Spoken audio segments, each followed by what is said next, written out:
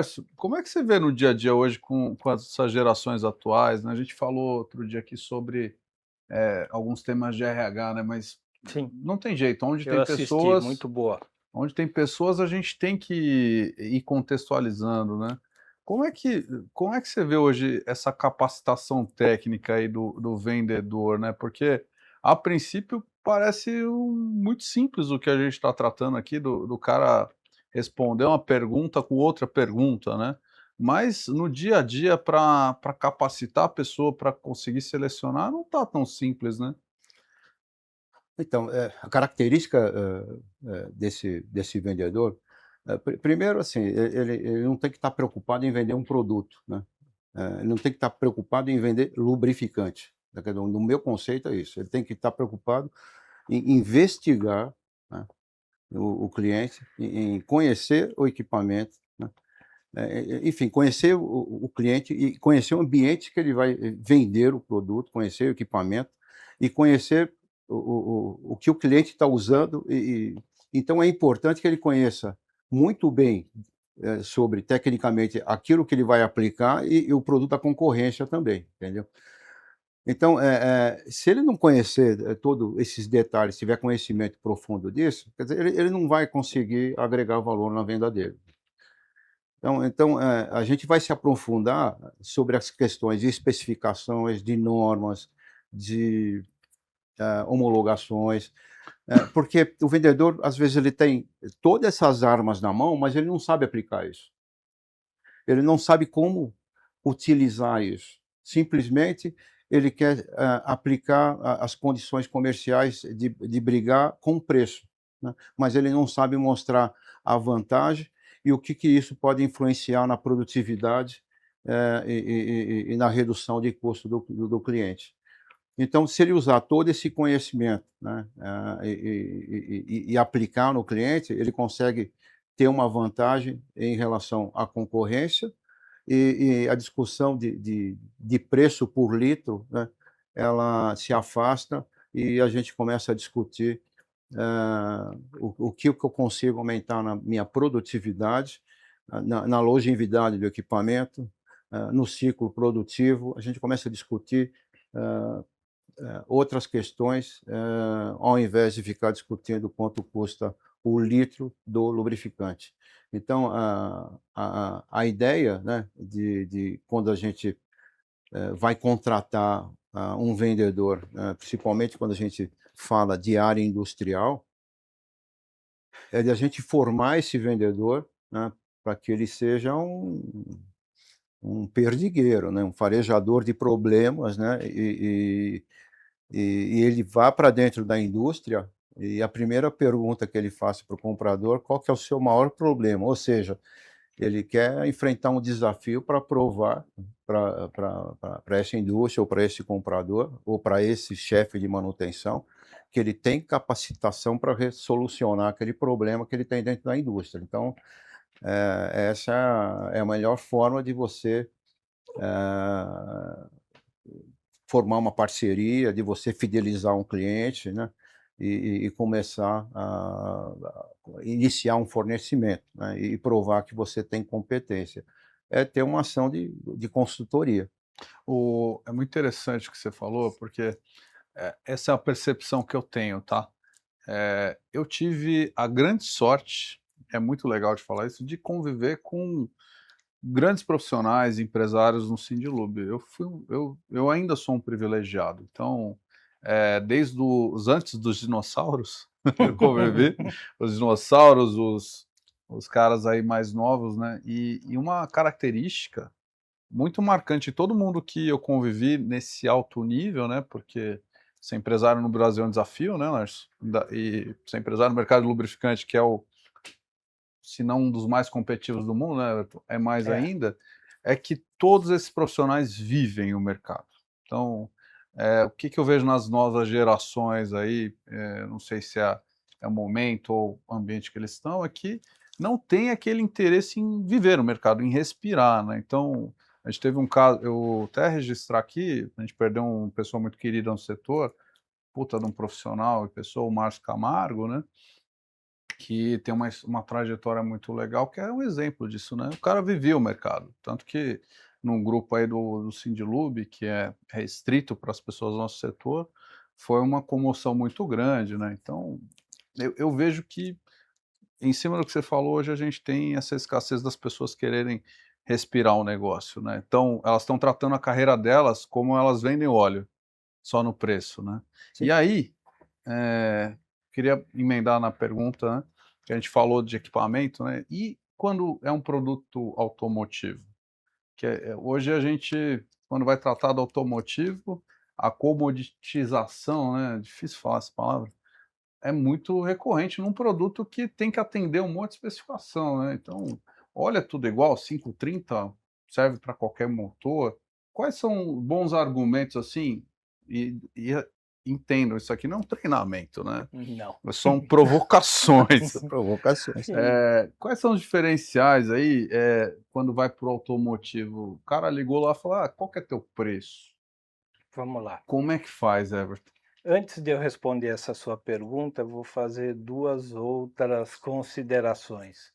A primeira do Márcio Camargo, que eu tive o privilégio de iniciar ele no mercado de lubrificantes, eu que o treinei durante alguns anos, meu amigo de mais de 25 anos. A segunda, sobre o que o Laércio falou, que eu quero completar com algumas experiências minhas. Quando eu iniciei minha trajetória dentro do mundo de lubrificantes, eu sou engenheiro mecânico, como eu falei, e eu tinha, erroneamente, a intenção e fazia de falar sobre o lubrificante, que este lubrificante tem um alto índice de viscosidade, um ponto de fulgor acima de 200 graus, um ponto de congelamento menor que menos 35.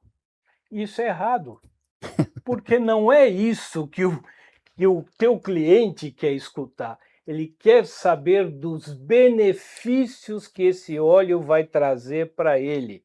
E benefício, quando eu falo técnico, eu falo de rentabilidade, eu falo de confiabilidade e tranquilidade para a utilização. Tudo isso você tem que demonstrar para o seu cliente. Como você falou, isso vai causar uma fidelização.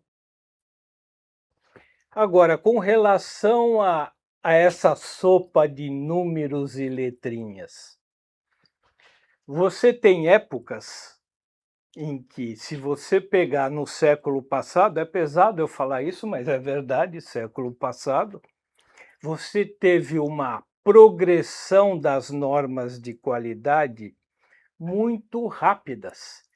Os meios de comunicação proporcionaram isso para você. Hoje você tem tudo na mão. Quando eu comecei, você tirava fotocópia de tudo quanto era papel para ter uma pastinha de apoio técnico comercial. Hoje você tem tudo no celular, uma rapidez muito grande. E como isso aconteceu com toda essa inovação, vamos falar assim, também aconteceu com os lubrificantes. Então teve uma época que o óleo monoviscoso, que o quarentão era bom. Esse é forte, porque os brasileiros, na grande maioria, acham que o óleo bom é aquele que é mais grosso, viscoso, e não é verdade. Isso é uma lenda. Que, vamos dizer, na década de 50, 60, poderia até ser verdade. Hoje não mais, hoje você tem óleos de baixa viscosidade.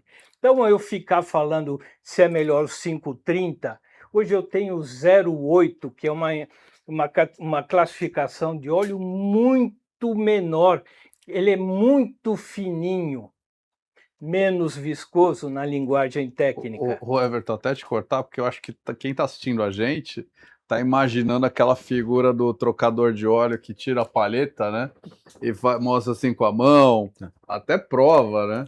O óleo, porque é uma lenda, né? É exatamente o que você está falando, né, e essa figura tá no imaginário ou tá no dia a dia ainda de muita troca de óleo, né. Sim, sim, o que acontece? Vou contar um pouco de história, porque a gente lobissauro vive de história. Quando eu iniciei nesse mercado, eu iniciei no mercado industrial, e eu visitava da metade do Brasil para baixo. E eu ia para algumas indústrias em que tinha esse tipo de personagem que a gente apelidava de meloso. Ele era sujo de óleo de cima embaixo e ele conhecia 2 tipos de óleo: o óleo grosso e o óleo fino. Aonde você põe esse óleo? Ah, nessa máquina eu ponho óleo grosso, nesta outra máquina eu ponho óleo fino. Que fino, que grosso. Hoje, ainda bem, não é mais assim, né? Você tem que ter uma tecnologia. Eu costumo dizer também que o lubrificante é uma peça de engenharia, mas ela é líquida. Então, eu posso cometer erros. Então, vamos pegar um motor de carro, já que a gente falou de carro, de especificação para carro. Se eu quiser abrir a tampa do motor e colocar, é um desperdício, eu sei, cerveja no lugar de óleo, eu posso colocar? Posso. Não devo, mas posso. E se eu quiser colocar leite? Posso. Pode. Então, qual é? Eu não tenho uma barreira física para impedir esse tipo de atitude. Estou exagerando muito, né? Por quê? Vamos imaginar que No leite você a gente até colocaria, né, mas cerveja jamais. Então, vamos supor que eu vou ter que trocar os anéis dos pistões de um Gol. E eu não tenho, mas eu tenho ali no meu almoxarifado anéis de um trator. Eu posso colocar? Eu posso até tentar, mas o dimensional me impede de fazer isso. E para o caso do lubrificante, o que me impede de fazer isso? Nada. Conhecimento. Não. É isso que você tem que ter na sua cabeça. É o conhecimento, porque o óleo é a ferramenta. É aquilo que você utiliza para que aquele motor, aquela máquina, o que for, execute bem as suas funções. É isso que a gente tem que fazer. Então, se você fala em viscosidade, eu vou falar não, porque o veículo Honda lá no Japão utiliza um óleo com viscosidade SAE 0W8. Eu, pela experiência, sei que é um óleo com muito pouca viscosidade, que o leigo vai olhar e falar: nossa, esse óleo é muito fino. Eu vou colocar dentro do motor e vai virar uma água. Isso eu escutei N vezes durante essa trajetória. E não é assim. Então, para eu, como você falou, isso aqui não é um treinamento. Então, a maneira mais prática, fácil e que vai te dar garantia é seguir recomendação do fabricante. Ah, mas e se ele fala que eu posso usar o 0W8, o 0W12, o 0W16 e o 0W20? Quer dizer que aquele motor foi concebido para utilizar várias viscosidades de óleo. Não existe uma melhor ou pior. Você escolhe aquilo que tiver mais acessível para você.